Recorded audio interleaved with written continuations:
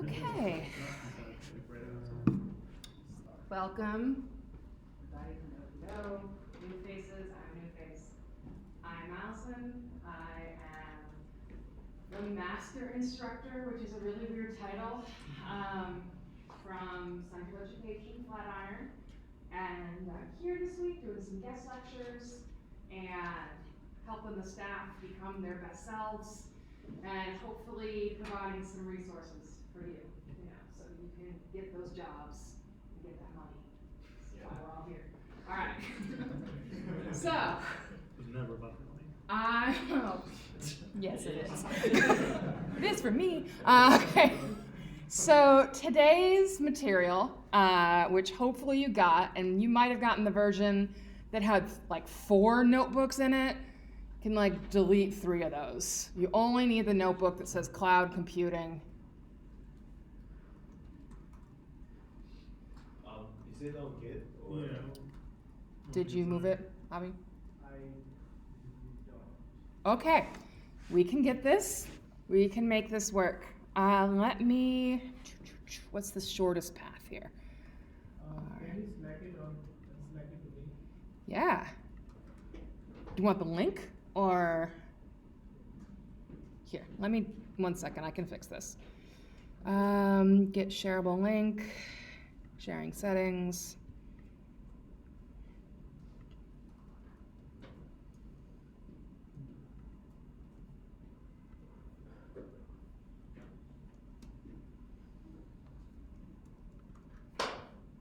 Is it a Jupyter notebook? It's a whole thing, yeah. That one? Fantastic, okay. This is the link. Your group, all right. So if you can click that link and copy all that stuff that I have there out of there into wherever you like your Jupyter notebooks and materials to live. So we open this. You should see ta-da. Copy paste it. Put it where you want it to live. And we can dive right in.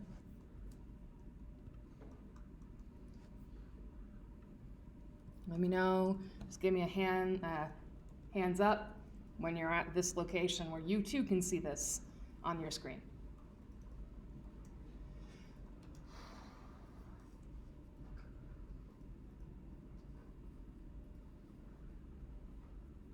Is there a way to just download everything at once? Yes.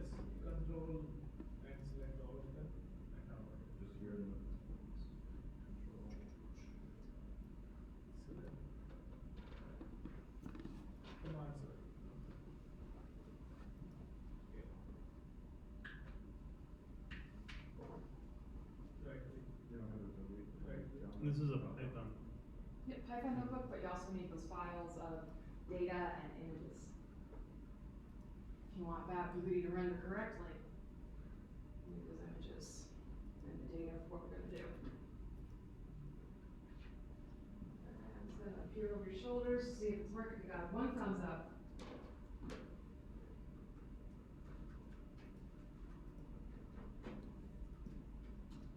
Around, who knows where I'll be this class. Okay. All right. Anyone else able to see this on their computer yet? I saw 1 hand over there. 2, is that a question or just a hand? I'll check. And Yes, thank you. Thank you, sir.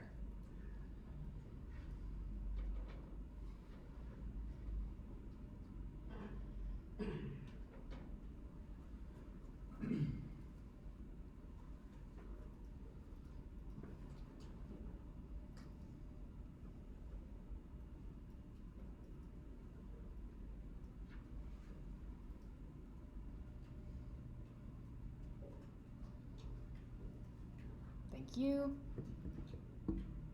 Thank you. Got 4 out of the group. 5, that's great. Do we have 6? 6, great, okay. Start being an auctioneer up here. All right, thank you. Okay, great, fantastic. All on the same web page. How's it work? So who here is interested in cloud computing, or are you just being like forced to show up? Like interested? Okay, thank you. I will make sure to talk to those who are interested. If you're not, please bear with me. Try to make the most out of this lecture if you can. I swear Facebook will still be there after the class. Still be there.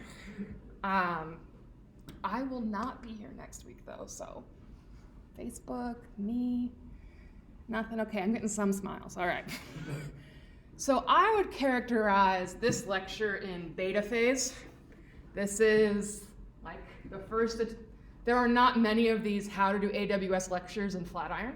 So all I have to say, please give me a little bit of grace and give me feedback at the end on how it could be better.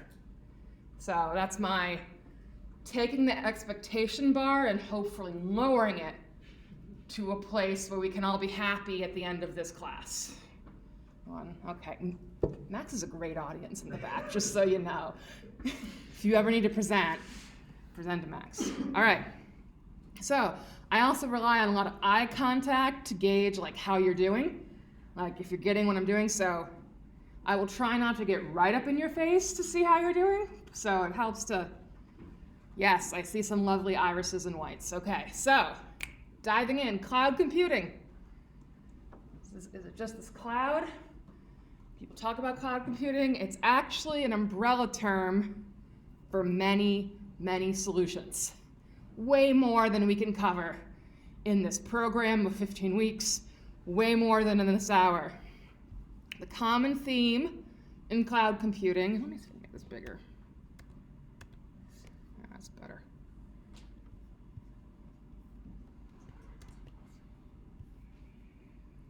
Is that part of the solution is not located on premises, but instead provided by an external vendor. And here you see this lovely lady standing by some bank of servers. There were like 10 different pictures of this lovely lady in front of different servers in the stock image area. So that's a career if you want it. There are currently, the top 3 cloud vendors out there are Amazon, has the top, then Microsoft Azure, and then Google Cloud. And Google Cloud is pissed. I have friends who are like, who work at Google, like, we want more market share. We're cheaper, we're easier, so spread the word, help my friend make more money, and be like, good Google product. You might have an opinion at the end of this about which is easier to use, Google or AWS. We'll try both. Can I just ask? Yeah. Why is it that Microsoft is like not being talked about? So why aren't we talking about Microsoft Azure? I have bias and I find it annoying. That's why. I know that do you know why Walmart uses Azure? Because it's not AWS. Oh, okay, I see. Because they're competitors? Yes. Okay. That's why Walmart uses Azure. I've used Azure in 1 or 2 demos. This is just a personal opinion, and I have not had good experience with their demos, and I found some of their staff annoying. That is just me. And they didn't remind us to close down our instances at the end of the training. So, oh, you have charges now after your free training? Oh, isn't that convenient for you, Microsoft? So these are just Allison's opinions, not Flatiron. So that's why we're focusing on AWS and Google Cloud. Okay. I honestly think like AWS is the top. I think like if you don't want to use AWS, if you're Walmart, at the end I'm growing to like Google Cloud more than AWS, and you'll see a little bit why. But you can all have your own opinions. It's allowed. How does Oracle's cloud compare? All I know is that it's not in the top 3. It was not mentioned by my friend at Google. Okay, so a cloud service can provide any of these. They talk about infrastructure as a service, software as a service, platforms as a service. Before you go and look down at the list, you can think of any example. An example of infrastructure as a service. Mm-hmm. I almost argue that something like Uber is infrastructure,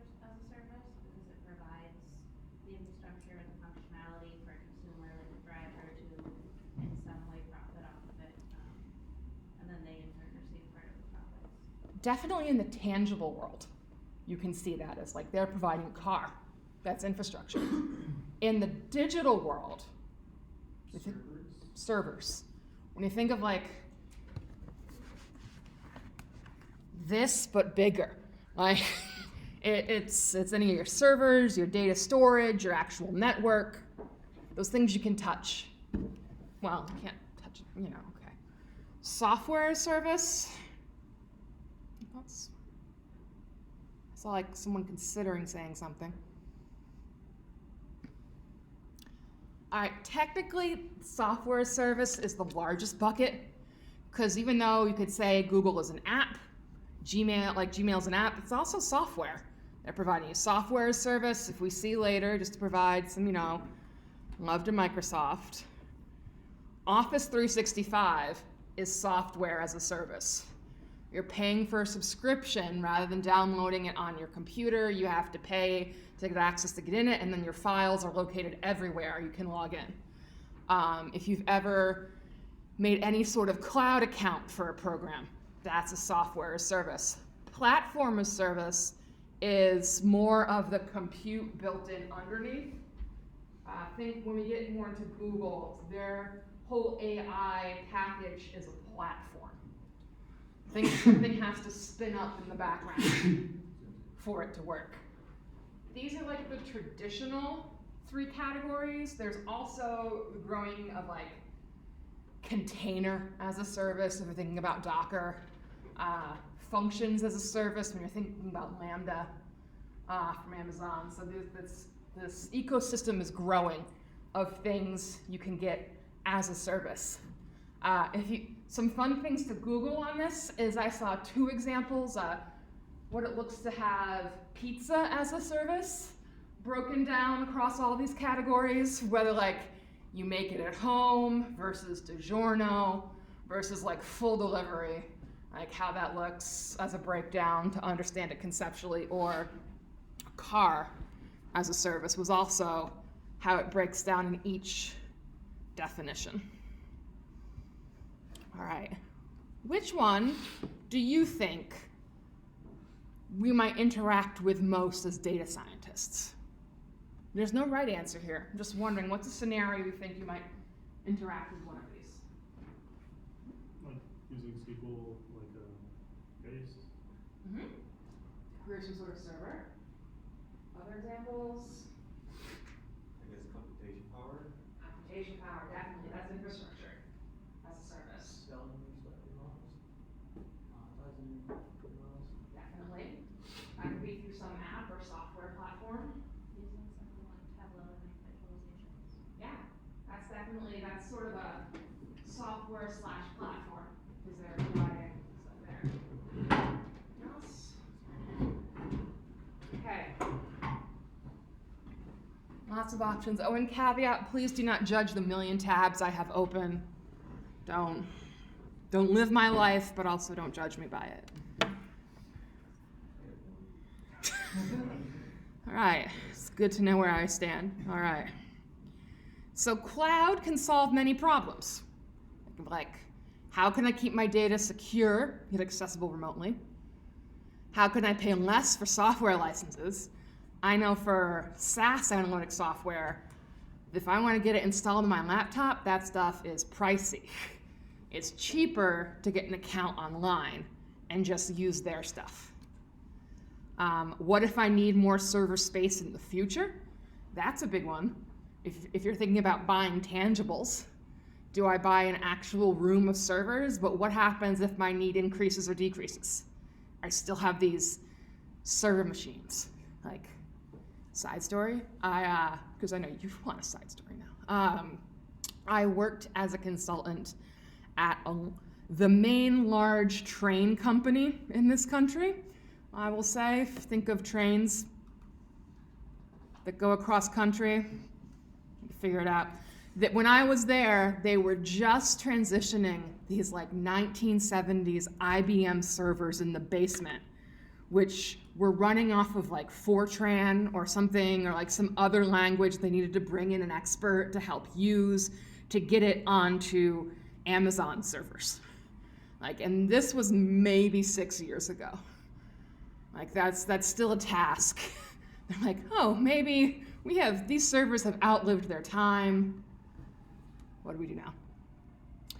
I have more data to analyze than I can fit on my computer. What can I do? My model has taken 3 days to run. Is there a faster way? Now we're going to focus on these last two. That's it. Because I think these are the problems you might encounter right now. This is your what's relevant to me. It's I have more data than I can put on my computer.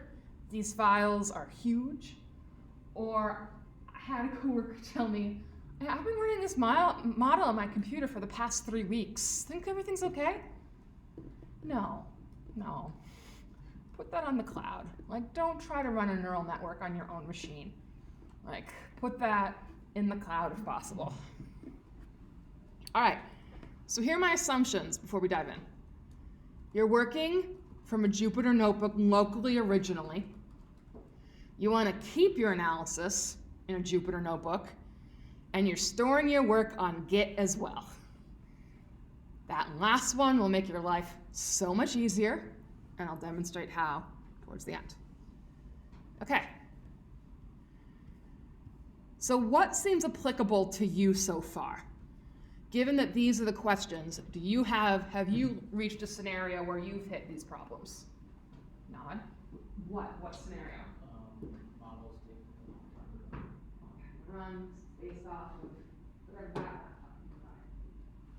Any other scenarios you've hit? Anyone hit data issues? Being too big?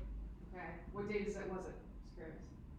It was data on the number of like CTA rides in a year. There were like 100 million rows or something. Yeah, that's a big data set. You mentioned that you also had a data set that you hit? Oh, Was not too big? nearly that big. It was on a computer with like 4 gigabytes of storage, so Oh, cool. That's real. it wasn't that big. That fan was real loud, wasn't it? Yeah. Okay. So here are our two storage scenarios. Basically, we're trying to get tabular data or image with Google Cloud. We're trying to store it on Google Cloud or AWS. That's our first scenario. And then at the end, we'll get to actually analyzing it. So new vocab, bucket. What's the actual definition of a bucket we're talking about here? What am I carrying in this bucket? Data, yeah. Carrying data, not water. Specifically, from PC Magazine, a bucket is a customer-defined storage area in a cloud-based storage system such as Amazon S3 or Google Storage. Each bucket can be divided into folders. Customers are not charged for the buckets themselves, only when data resides in them. And we're going to look at S3 and Google Storage. Credential. Did you encounter credentials anywhere before in the program? Wait. Authentication. API keys, that's the big area where you would have seen this before. Same thing with storing your data. It's actually all of these services are provided through APIs. So API is not just the system where you get data. It can be where you store it and retrieve it. You have writing permissions. It can be, hey, I want to use this computing power, not powder. Whew. Okay, so with AWS, talking about security credentials, your key and your ID. Think about that. All right, for each of these, you need to know how to get data in and data out. All right, raise your hand if you set up a Google Cloud account. Fantastic, you can then do something in this lecture. All right, we're gonna do this together. So there's drag and drop options or GSUtil. Has anyone installed GSUtil already? Okay, one, all right. So we're gonna review the drag and drop method today, real fancy, but you can also do it through command line. All right, so I'm going to go over to Google Cloud. I'm gonna search Google Cloud Platform.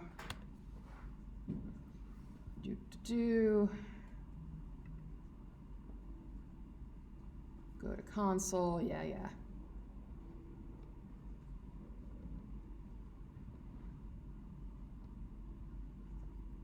Okay, I am going to storage. If you don't have resources all there, going down to compute, storage. All right, you want to go here. There are other options. You see, big table, data store, Firestore, SQL. We're not looking at those. Today we're just looking at this little storage icon right here. Is that a hand Sorry. or a head? All right, it's okay. I created a bucket, but I can create a new bucket. Up here, click Create Bucket. All right, so I'm going to do Flatiron example storage. Chicago, I can spell. Okay, continue. I'm just going to put it on region. My data doesn't need to be that backed up to be multi-region. This little project. All right. Continue. Standard, just going to set it to standard. Doesn't need anything fancy. And I'm not even going to click advanced settings, because who needs that? Great. All right, now I'm in defaults to sending you to your Flatiron example storage Chicago. Okay, so if I want to upload data, what do you think I do? There you go. You click upload files. Google spends a lot of time trying to make it more intuitive, and you'll see that as we go on. So upload files, or you can drag and drop. So I am going to upload the file, the car seats file in particular that I provided. There. Open. That should look familiar from any time you use Google Drive. There it is. My upload files button doesn't seem to be, it's like grayed out. There's maybe something I didn't do.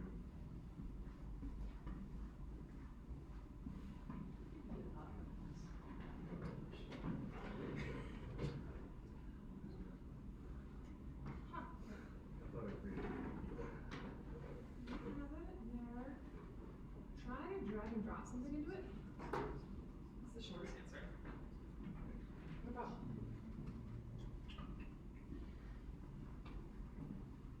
All right. You said fine grain for the access control side? Just the people. Yeah, just to wherever it defaults to. It says I don't have permission to upload files.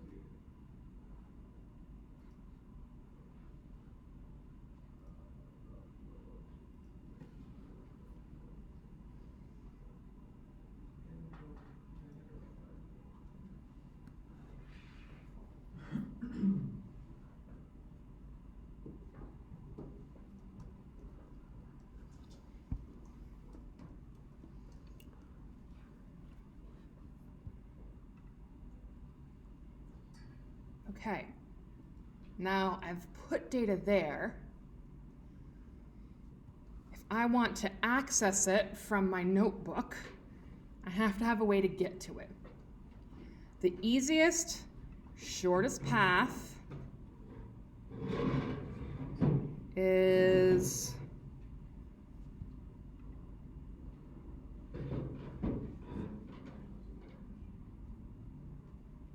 to go to permissions, add a member, write all users, click that, and then scroll down to storage, and you can set viewer. That's like the shortest path to a modicum of security. So that means that anyone can download your data. If you want more fine grain with like a key and a password, I'd love to talk to you after the class. But the shortest path here for how do I get my data into my notebook is to just set object viewer, save. So that's nice because all the permissions and the objects are here in the same bucket. I didn't have to go to a different part of Google Cloud to set permissions. It's right there. You said all users? Mm-hmm. So now if you shared your link, anyone in the room could just download it from your bucket. And you can disable that at any time, just like I did. So if you just want to read it in and then take it off. So now if you go back here, and it gives you this little warning, it's like, hey, just so you know, in public, like, people can see me. If I go back to the object, now there's a little link next to it. So you can read it, you can copy the link.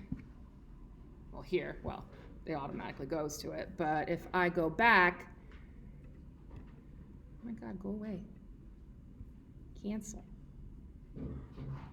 I would do a right click. No. So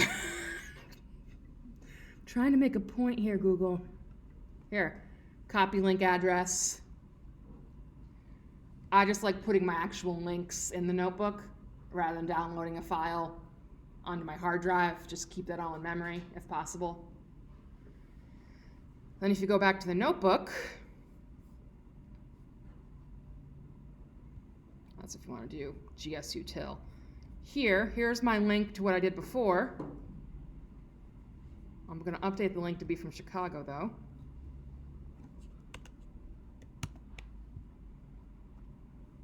So notice it's storage, Google APIs, Flatiron example storage, car seats.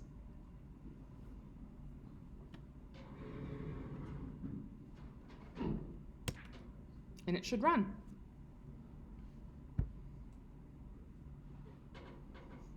What did I do this differently?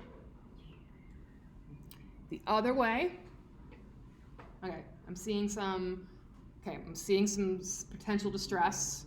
Mm-hmm. Yeah, I'm still having trouble with those permission stuff. Okay.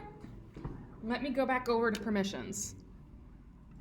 So here, I'm in my overall folder. You have the car seats in there, right?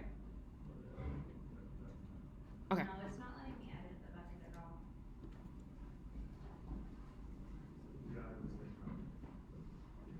Did you guys Add members.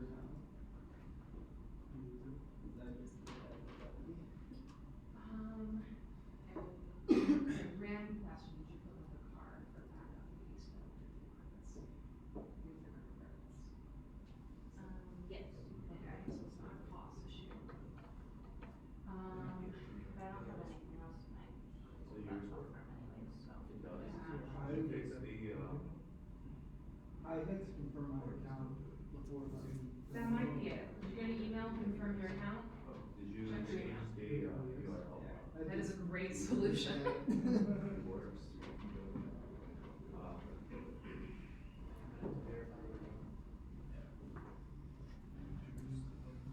It solved my problem. I'm optimistic.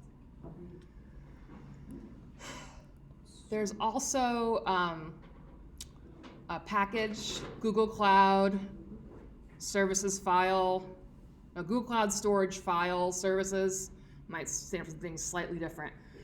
But rather than putting this whole storage Google API, et cetera, once you install this and import it, you can just preface it with this, rather than the whole link to the API.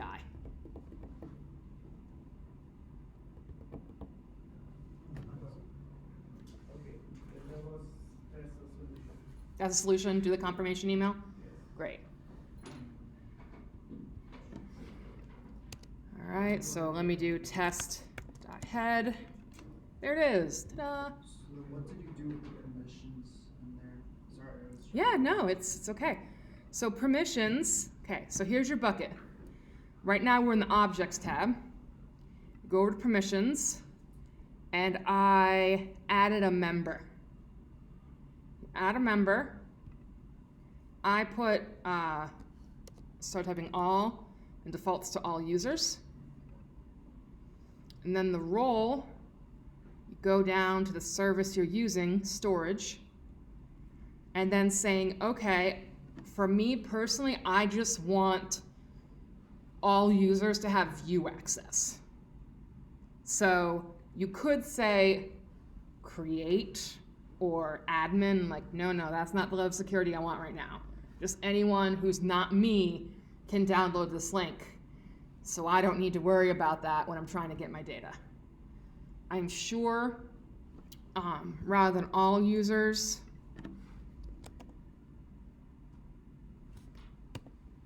oh, here, if you wanted to have it be like just you,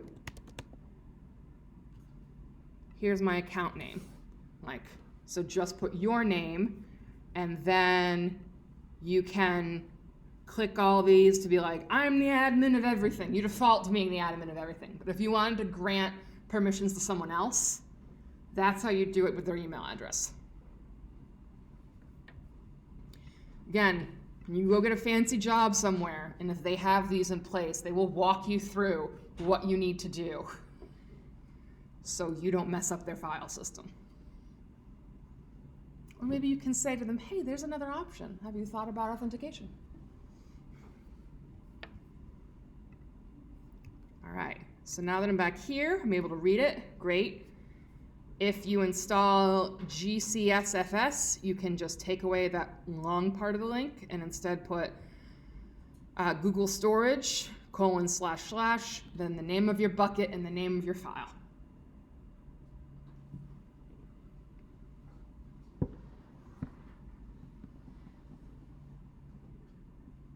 Question, Abby? Did you have a question? Your face looked like maybe there was a question. I'm running into an error, but Okay. I don't want to blow the lecture. It's all right. Abby, can you help her with the error? It's just showing me the 403 forbid. Yeah, me too. Basically, you just want to have the data from the end of this. Yeah. Okay. All right.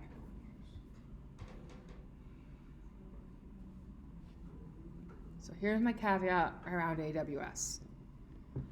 It is far easier, from my limited experience, to get data into an S3 bucket than to get it out externally. But there is a workaround, and I'll show you that workaround. It could just be because I haven't spent enough time with it, but I'm going to show you the workaround.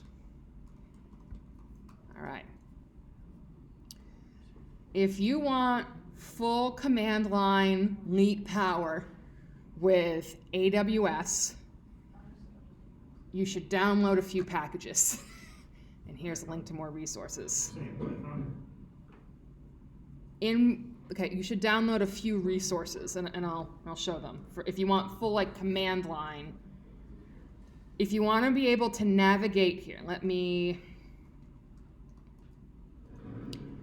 Amazon has a command line interface which lets you run commands like, where'd it go? Put in your ID. Basically where you can copy, you can use like CP this file here into the bucket. Like if you want that sort of ability to like from command, use the same terminal commands from your terminal to get files and information, or maybe you want to like curl some data set into there from another publicly available source, that's a way to do it. So I have links to what to do for that. You install the AWS CLI, and then I would also install Boto 3 if you want to be able to manage more S3 stuff from your notebook through Python. But I will show you the workaround, which will make your life easier. Is that a hand? So yeah, there are not easy command line ways to do this with Google Cloud. Oh yeah, there is. Oh, okay. GS utilities. Like, Okay, so you can do everything. yeah, You can do everything that you could do with AWS with Google Cloud. yes. And in general, it's easier to get data out of Google Cloud than it is to get data out of AWS. I think. Okay. But I'll show you also the workaround once you get stuff in a bucket. This is not a comprehensive, let you be able to give a huge lecture about AWS after I'm gone. Like, It's what's the shortest path to make this notebook take less time to run.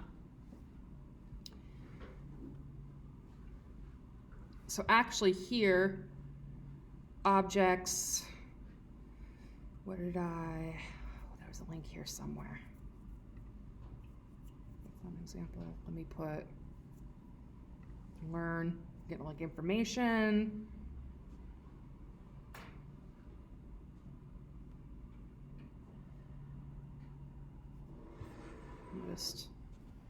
You should be over here in the guides. It's Google Storage Utilities. Like it's the same type of package that you would use to use the command line interface. All right, so if you want to do S3, it's very similar. S3 buckets. All right, I'm gonna sign into the console. And then I would always recommend just Googling the service you want. Not Googling, searching up here, because Amazon, I think, can just provide way too many options. And just be confused. So here, S3, it says I've recently used S3, or click here and find. Yeah, I personally hate this view right here, because it's like, what do I go to? I want to learn how to use Amazon. That's a lot of stuff. Personal preference. So I'm going to do S3.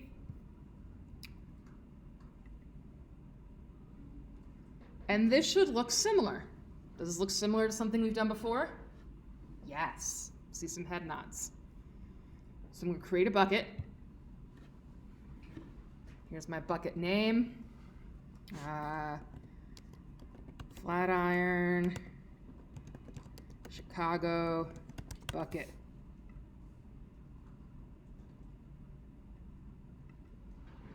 Yeah, I'm not worrying about settings. Next. I'm ignoring all of this. Next. It defaults to making nothing public. It's like, keep your secrets safe. Next. Yeah, sure, that region sounds great. All right, then another bucket should show up. Click my Flatiron Chicago bucket. Same format. Upload.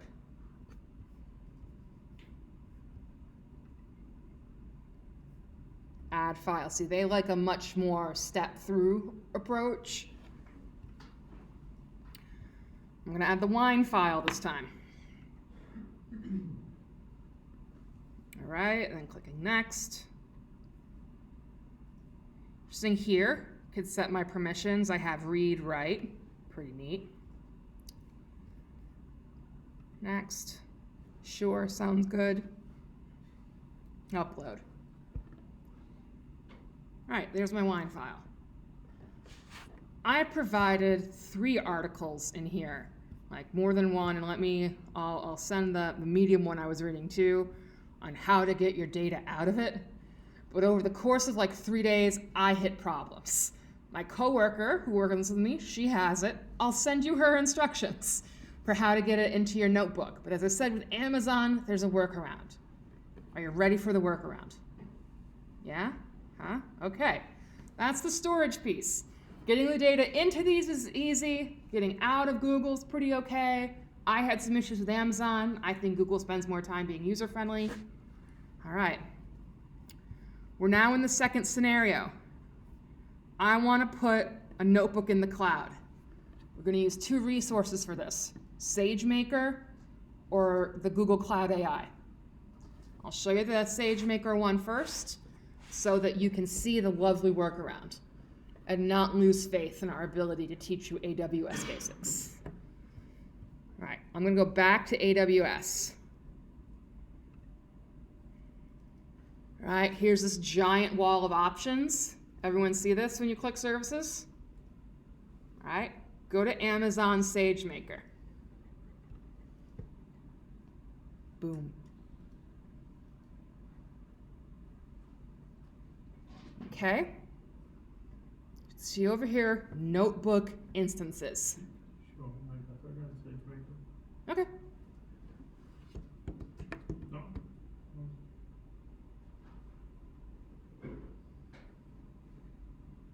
Alright, give me a quick hand up if you're here.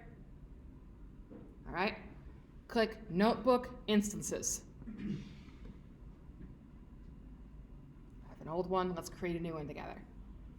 Create Notebook Instance. Alright, I'm going to do here Chicago Notebook example. Here is where you could control the size of it, like how much computing power you need. All of these are different sizes, like medium, large. I would recommend reading the documentation about what these specific specifications are, but here's where you're like, oh, I'm still running into problems. Let me try to get a larger service. These do cost more. I think you only get like 200 or even 100 free credits from Amazon. So just know the more compute power you get, more powerful engines, the more it's going to cost. So just be smart, and I'll show you the number one thing you need to do at the end. It's turn off your instance when you're done with it. Okay, so I'm going to go standard to medium. I'm not going to do any elastic inference. Sure, yes. Where is it? That's fine, that's fine.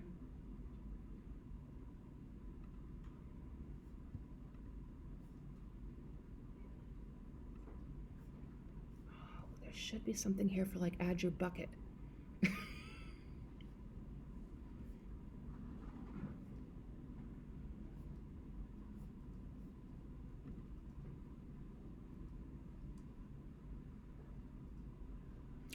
Okay, here's my Chicago Notebook example. I'm going to click on it.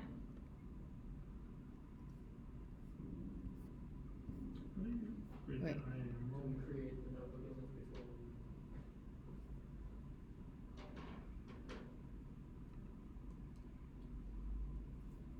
we. It should, wait a minute. Oh, How did you create the role of IAM? I did not create a role.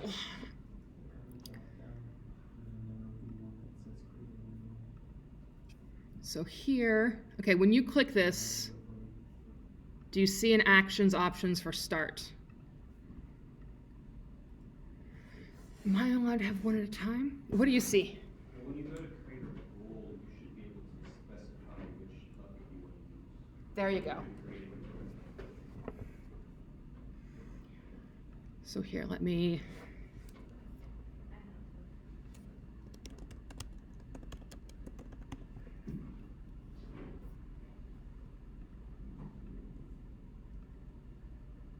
here, you're right. Create a new role. Here's where you can say your bucket. So if I was going to do, what was my bucket name? Let me go back here. Flatiron Chicago bucket.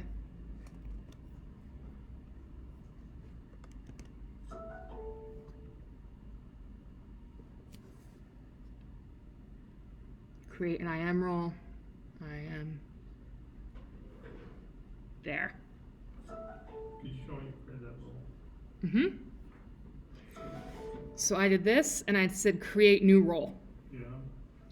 And then here I put in the name of my bucket Okay. that I made previously. And then clicked create role.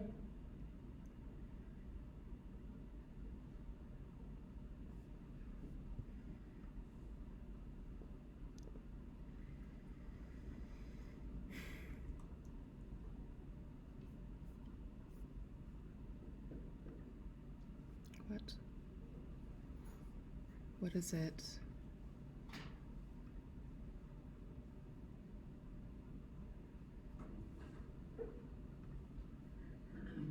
Yeah.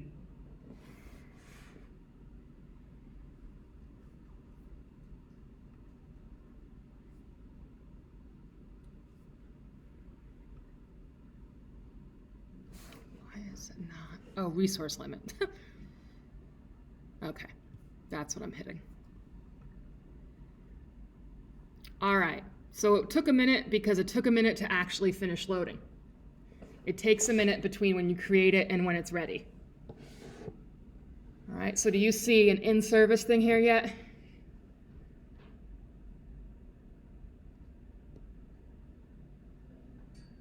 It should say pending.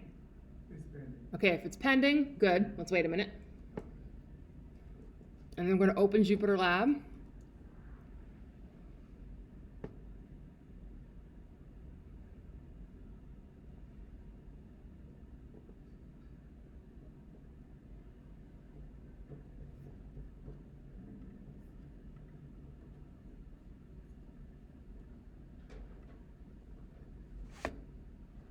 Whenever it says in service, click Open Jupyter Lab.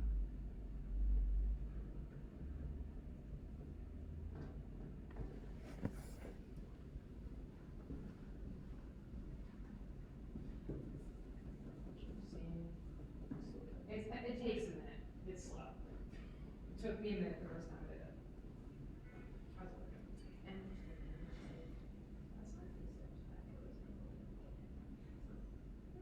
That's even good now you didn't do that part.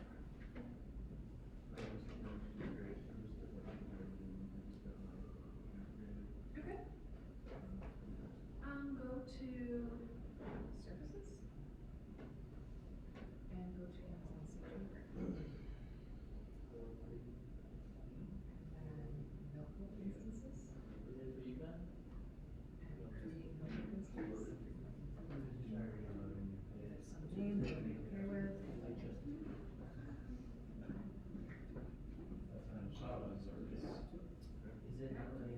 And then scroll down.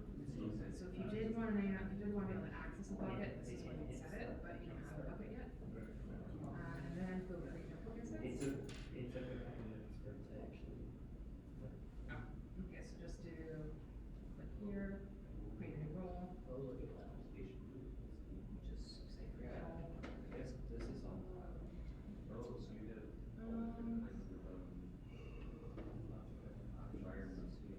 Actually not. Alright, go down, create notebook instance.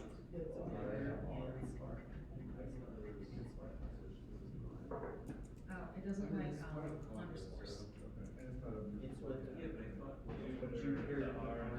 It really just doesn't like Oh, underscores. sorry, oh, okay. That's all it doesn't like. There's R studio, right? Yeah. But is that, they have a built version. Yeah, I'm having trouble finding this page of makers or notebook instance. Okay. Oh. Oh, so you know, it does not like underscores in your name 1 second. of your notebook I can instance. change that. Doesn't like that? Okay. Thank you, yeah. I'm gonna do create. Okay, question is, Alright, now it's pending.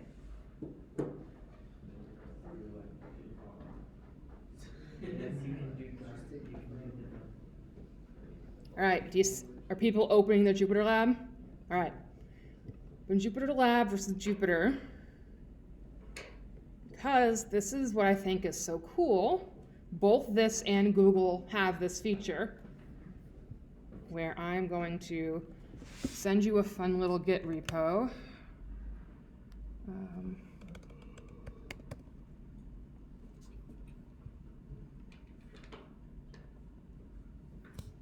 Okay, here's some material I did for a workshop. Yeah. Okay, so I'm going to click the link here to clone. I'm going to clone there, this repo. Go back to my AWS instance of Jupyter Lab, and I'm going to click, oh, where is it?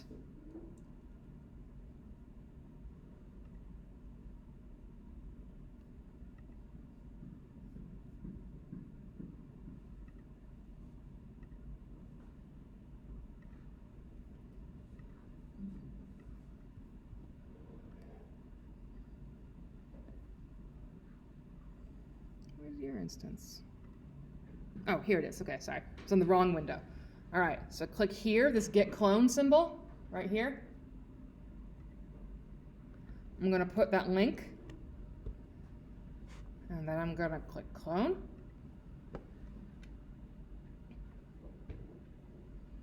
And it's going to clone any minute now. There it is. So there's all the material.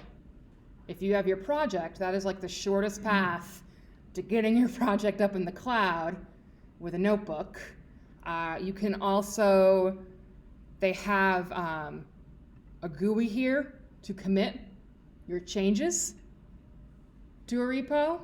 You can also at any point open a terminal window over here and do the same thing. Something to note, terminal, that's where you are. That's all the variable, all the folders. Sometimes it change into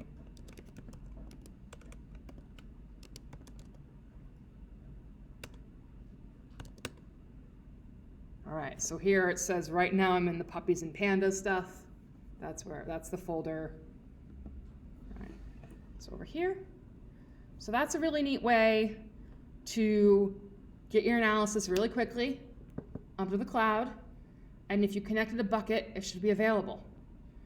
So you don't need to, in a very complicated fashion, try to get your data out of the AWS ecosystem if you're doing the analysis inside of the AWS ecosystem.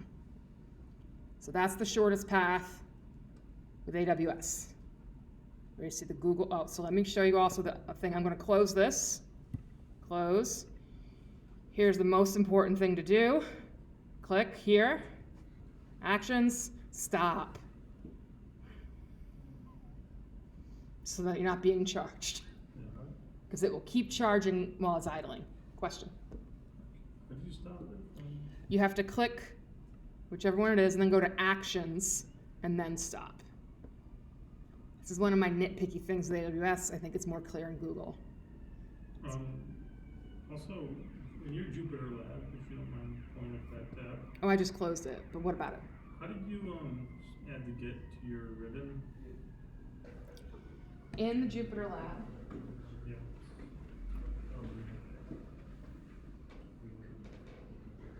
oh, this is our version of it.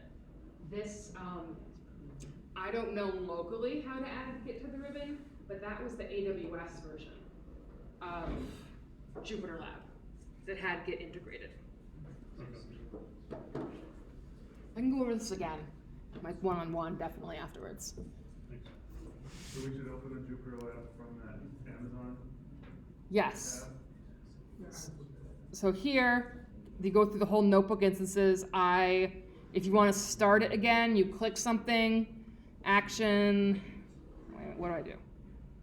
Start, you click start here, if you want to start again. It's asking about kernel. Hmm? When I try to open the Jupyter node, so it's asking the kernel. So there's a lot of the kernel. So You want to choose the Python. in my computer or the AWS, whose kernel is there? For AWS? Wait, I'm confused about the question. Let me come around. Yeah, I open this notebook and I clone and asking to choose the kernel. That's fine. The default one. For this, you would just use that first one. Later, if you're using TensorFlow or PyTorch, then you choose these later ones. This is basically just specifying your environment. So yeah, that Conda Python, click that. So this all kernel is from AWS or Mhm. is my local? That's from AWS. Because here, Cloud Notebook example, this is SageMaker in the path up top there.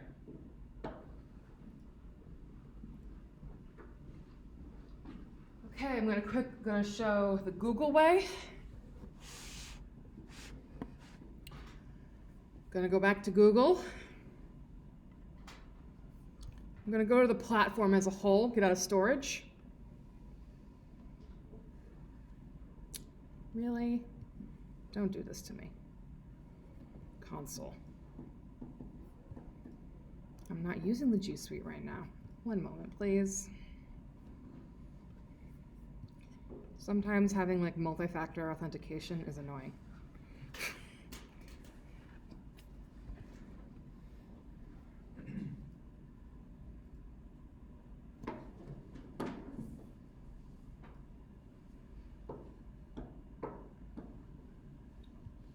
Yeah, I'm out of date. Leave me alone.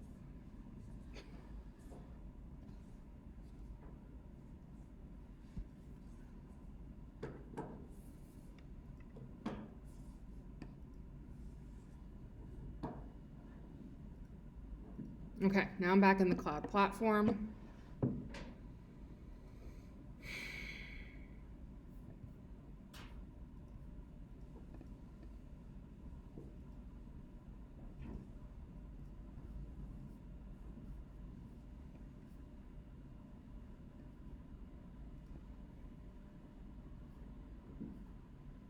I just did it. Here. AI platform. That's what you want to find is the AI platform on artificial intelligence. I'll scroll up. So you have to look. Google Cloud. Takes a bit of scrolling. Get there. Then any guess what we click next? Notebooks. So you find AI platform, and I'm recording all of this too, so you can watch this video again later. So AI platform, then notebooks,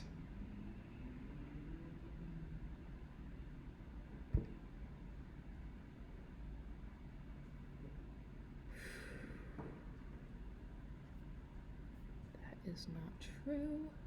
It launches one when you do it.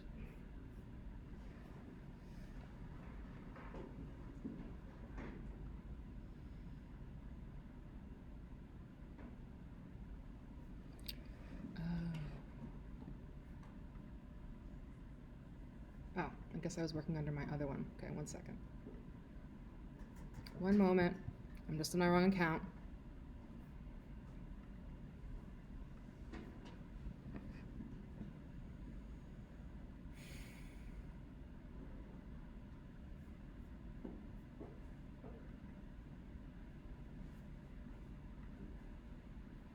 All right, so you have to create a new project.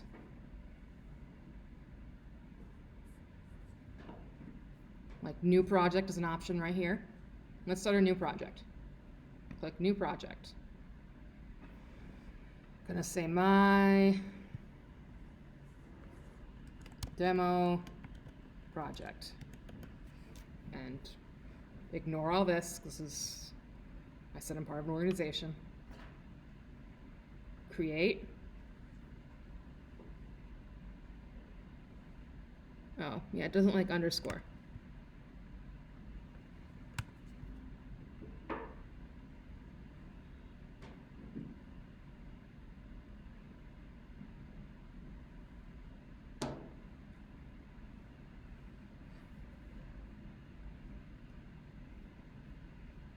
All right, it'll say, okay, you need to enable this API, enable API.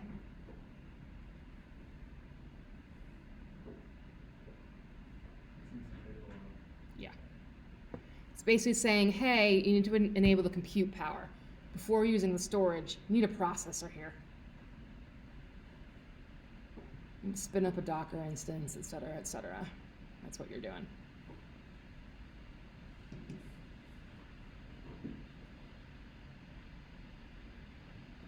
This will become more commonplace with muscle memory, doing this repeated times.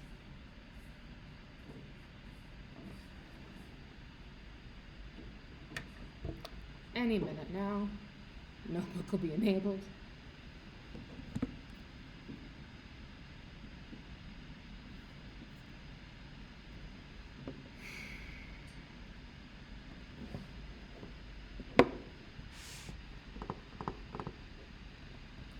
For all the cloud computing, it's completely faster. So the Zoom stuff on your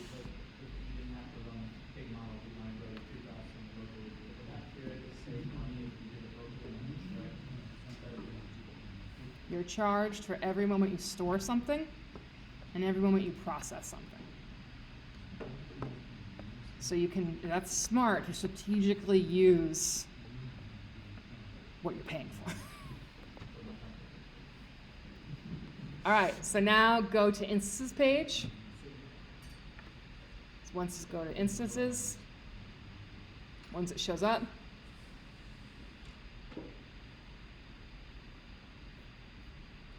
go.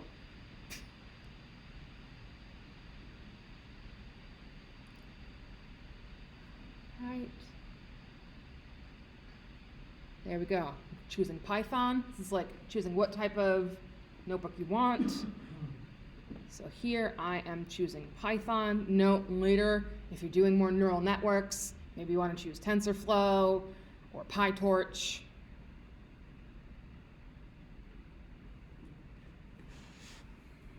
Yeah, I'm just leaving the defaults right now.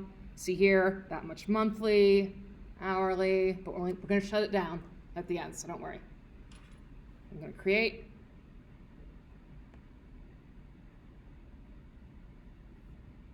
It's thinking. Once you can open JupyterLab, it'll go.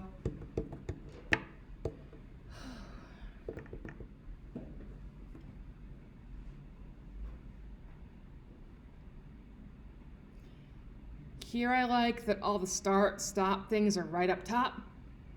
You don't have a drop down for actions. Like, I feel like Amazon just putting another layer of difficulty to get you. So is that what you like create a notebook? We're not getting charged anything. Exactly. So you create a notebook.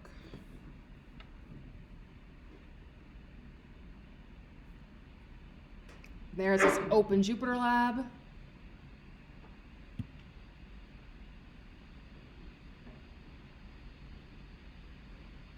And then the same exact thing.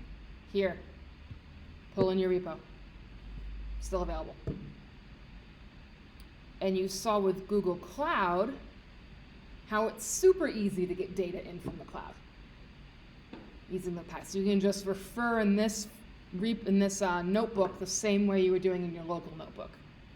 So you can have all your data in the cloud. You can have your million pictures you want to process in the cloud. And you can do your analysis up there. This is partially why I think Google's a little bit more intuitive. They're trying to make it really easy to use. So here, I'm going to do my puppies pandas thing again.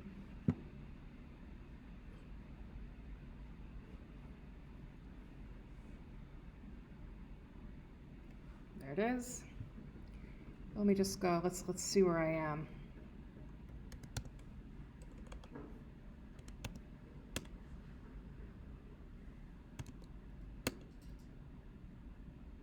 Yep. So now I go in here. There it is.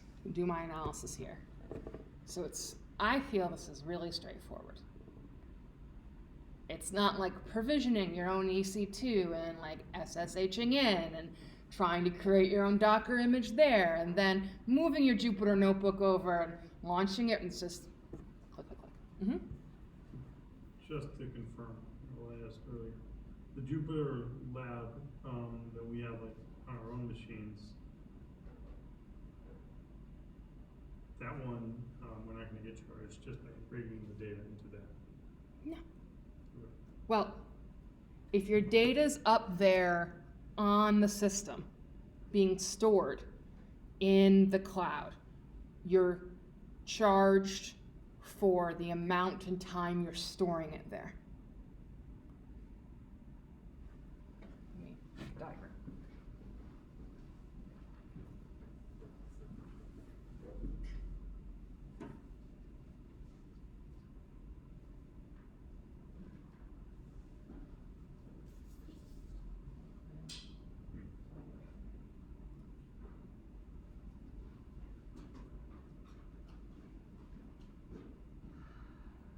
On-prem,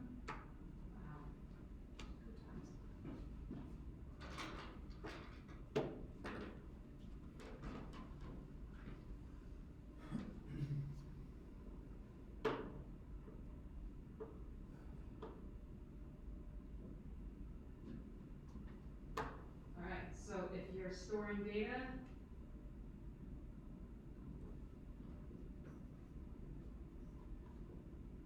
No charge. Charge. Jupyter.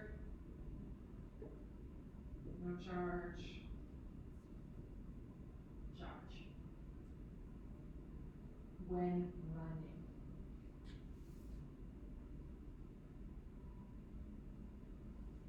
So, I need more clarification just because I have something in here now. It's storing it. So there's implicit storage happening because I brought my Git in. So I'd still be charged partially for storage here. So the next time I boot it up, it's still there. If I took this out and then shut it down, I'm not charged. Was the question. If you do any processing on this, then you'd be charged too? Yes. The thing is, like, I think you saw that EC2 instance, they were saying costs about maybe like $92 a month. So you have $300 worth of credit. How much are you using it? How much power are you using? Those things. If you really want to not pay for processing, I'd recommend using Google Colab. It's just a little bit slower. Doesn't have like the juice behind it that this does.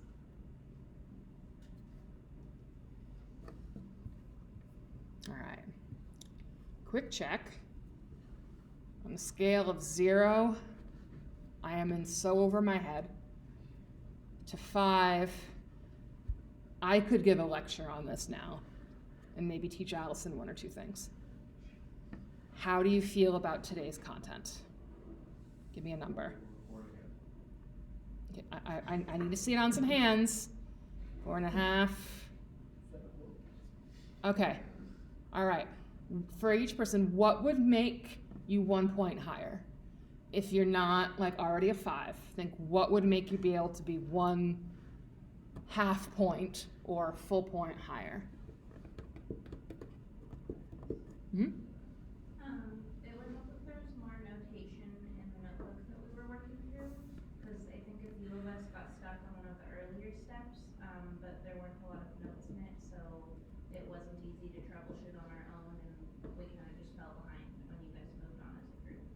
Okay. So if there was more notation, I think it would have been easier to troubleshoot those early steps and then catch back up later mid-lecture and be able to keep going with you. So more notes in the notebook with the early steps. I'm just saying this aloud so I can remember and hear it on the video. Anything else? What else will get you 1 point higher?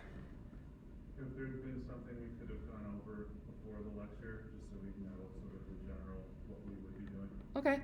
For those who find pre-reading beneficial. Same thing that Sid said, like, Okay. there's just been some notes in the notebook. we could look Pre-reading. There, it's on the one. The reading prompt. at. Okay. So there is a whole thing on SageMaker, on Learn. It might go into more depth. Yeah, I mean, just like comments in the code cells, just because Sure. if we did get stuck on an earlier step. As I said, this is like a lecture in beta version. There are other lectures that are much more polished. I heard someone say practice. It's more practice with this. Okay, hopefully it's a little less intimidating. I know people sometimes think or feel I'm getting in the cloud. I'm gonna rack up a bunch of charges immediately. I'm gonna mess up the permissions and never be able to access my data again. It's a little less scary. All right, but just raise your hand if you think you might be able to use a cloud-hosted notebook for your capstone. Okay, that's the goal. Thank you.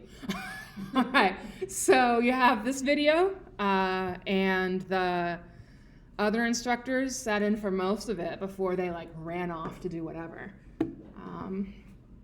Yeah, you see me on Slack. I'm available for questions. Otherwise, that is it for today. Hopefully you have more tools.